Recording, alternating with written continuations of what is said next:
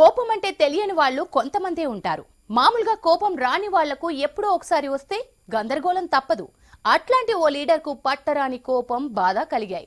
దీంతో ఆయన కోపాన్ని తట్టుకోవడం పార్టీ లీడర్లకు కూడా కష్టమైంది. అంతలోనే ఎండాకాలం పోయి వానలొచ్చినట్టు పరిస్థితి మారిపోయింది. మధ్యలో ఏమైందో చాలా మందికి మాత్రం అర్థం కాలేదు.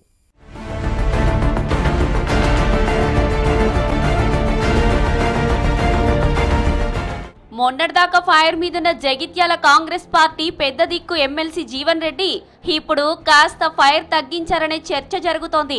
ఇటీవల తన నియోజకవర్గంలో జరిగిన కొన్ని పరిణామాలతో సొంత పార్టీపైనే నిప్పులు చెరిగారు.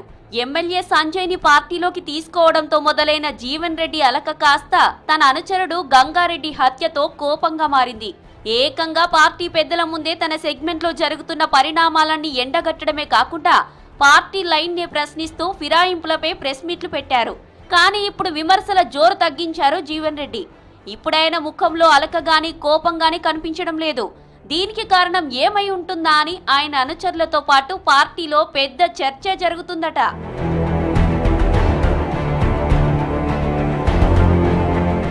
ఎమ్మెల్యే సంజయ్ ఇష్యూ, అనుచరుడు గంగారెడ్డి హత్యతో జీవన్ రెడ్డి అగ్గి మీద గుగ్గిలమైపోయారు. కాంగ్రెస్ ముసుగులో బీఆర్ఎస్ హత్యా రాజకీయాలు చేస్తుందంటూ పరోక్షంగా సంజయ్ పై విమర్శలు చేశారు. బుజ్జగించేందుకు వచ్చిన పార్టీ లీడర్ల మీద ఒంటికాలిపై లేచారు. మీకో దండం, మీ పార్టీకో దండం అంటూ ఆవేదన వ్యక్తం చేశారు. PCC chief Mahesh Goud phone చేసినా ఇదే స్థాయిలో రియాక్ట్ అయ్యి మధ్యలోనే ఫోన్ కట్ చేశారు. ఇలా తీవ్ర స్థాయిలో తన కోపాన్ని ప్రదర్శించిన జీవన్ రెడ్డి ఇప్పుడు మాత్రం కొంత కూల్ అయినట్లు కనిపిస్తున్నారు. పార్టీ కార్యకర్తలు కూడా సార్ కోపం తగ్గిందనే చెప్పుకుంటున్నారు.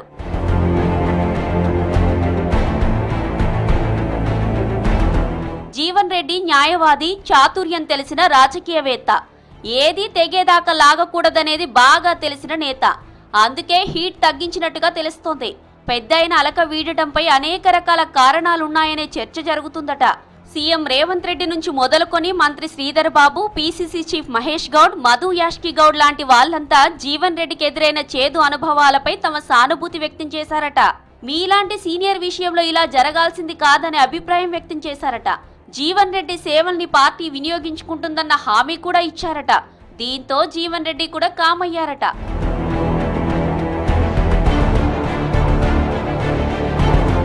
ఇప్పుడు మళ్ళా జగిత్యాలలో పాత జీవన్ రెడ్డిని చూస్తున్నామని చెప్పుకుంటున్నారు ఆయన అనుచరులు.